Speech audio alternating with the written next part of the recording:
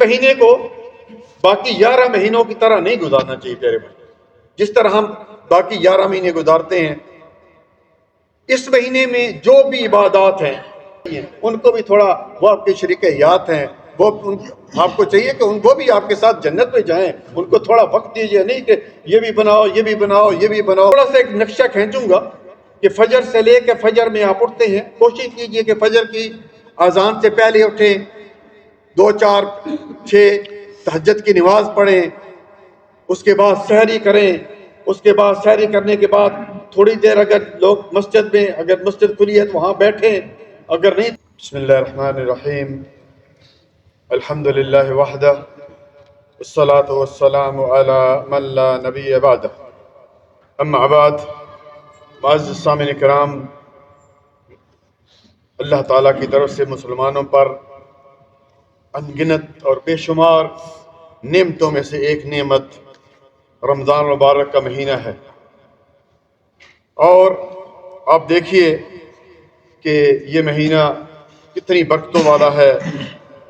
اس لیے ہمیں سب سے پہلے اللہ کا شکر ادا کرنا چاہیے کہ اللہ تعالیٰ نے ہمیں اس رمضان مبارک کے مہینے پر پہنچایا. کتنے ہم میں سے لوگ ہیں جو پچھلے رمضان میں ہمارے ساتھ تھے، اس وقت وہ قبروں میں ہیں، اور کوئی پتہ نہیں کہ اگلا رمضان آنے سے پہلے ہمارے لیے موت کا پیغام آ جائے. یہ مہینہ رحمتوں کے نزول والا مہینہ ہے پیارے بھائیوں. یہ مہینہ گناہوں کی بخشش والا مہینہ ہے. یہ مہینہ دعاؤں کی قبولیت والا مہینہ ہے. یہ مہینہ توبہ اور استغفار والا مہینہ ہے. یہ مہینہ صدقہ و خیرات کرنے والا مہینہ ہے. یہ مہینہ قرآن کریم کا مہینہ ہے، جس طرح کہ اللہ تعالیٰ نے فرمایا شہر رمضان الذی انزل فیہ القرآن.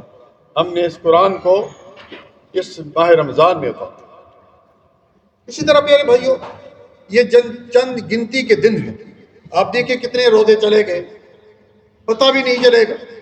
اس لیے اللہ تعالیٰ نے بھی قرآن کریم میں فرمایا کہ ایام معدودات، یہ گنتی کے دن ہیں. اسی طرح پیارے بھائیوں، اس مہینے کو باقی 11 مہینوں کی طرح نہیں گزارنا چاہیے پیارے بھائی. جس طرح ہم باقی 11 مہینے گزارتے ہیں، اس مہینے میں جو بھی عبادات ہیں، مثلا دعا ہے، نوافل سنتے ہیں، صدقہ و خیرات ہے، قرآن کریم کی تلاوت ہے، استغفار ہے، اس کو ڈبل بلکہ ٹرپل کر دیں.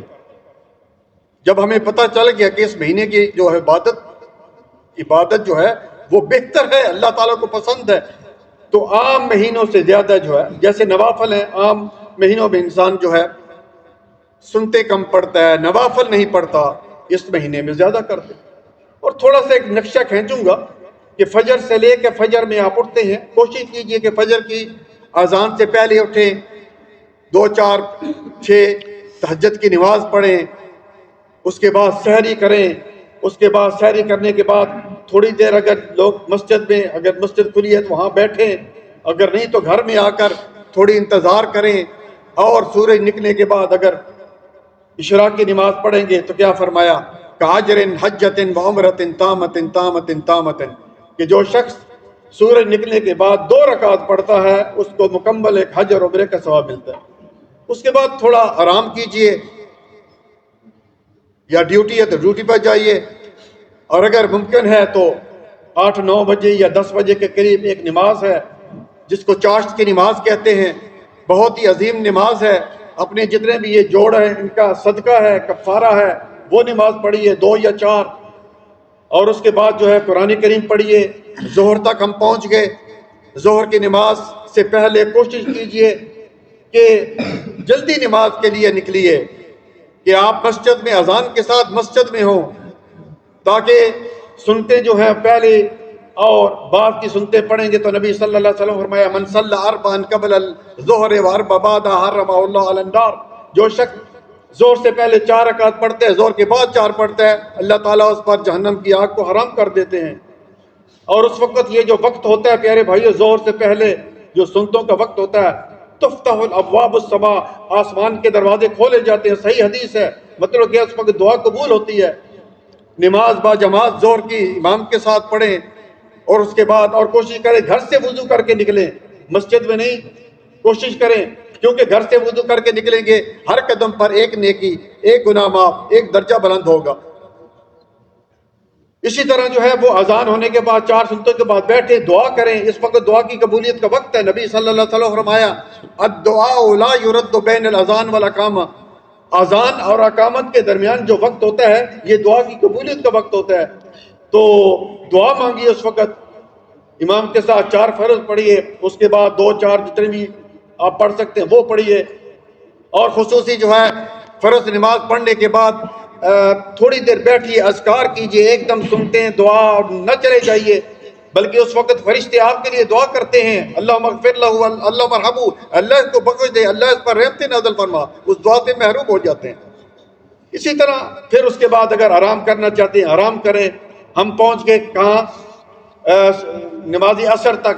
نماز عصر سے پہلے جو 4 سنتے ہیں غیر مقطع نہیں پڑھیں گے، کوئی گناہ نہیں ہے، لیکن پیارے بھائیو دیکھیے آپ، کائنات کے امام جناب محمد رسول اللہ سب کے صلی اللہ علیہ وسلم اس شخص کے لیے دعا کر رہے ہیں کہ رحم اللہ من صلی اربعا قبل العصر، اللہ تعالیٰ اس پر رحمتیں نازل فرمائے جس نے عصر سے پہلے 4 رکعتیں پڑھی۔ تو 4 رکعتیں کوشش کرے کم از کم رمضان میں تو پڑھیے۔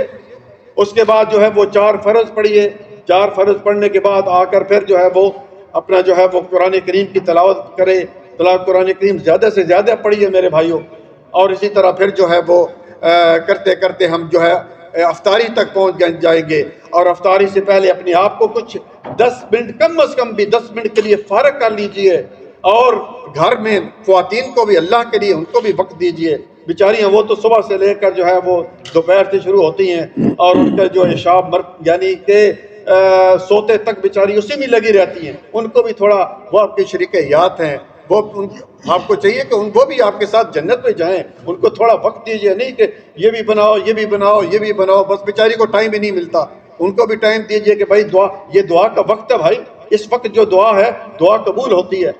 اس کے بعد جناب افطاری کرنے کے بعد جو ہے وہ تھوڑا ریسٹ کیجیے، اور اس کے بعد جو ہے پھر جلدی جو ہے وہ اس کے لیے نماز عشاء کے لیے نکل جائیے، اور تراویح با جماعت پڑھیے،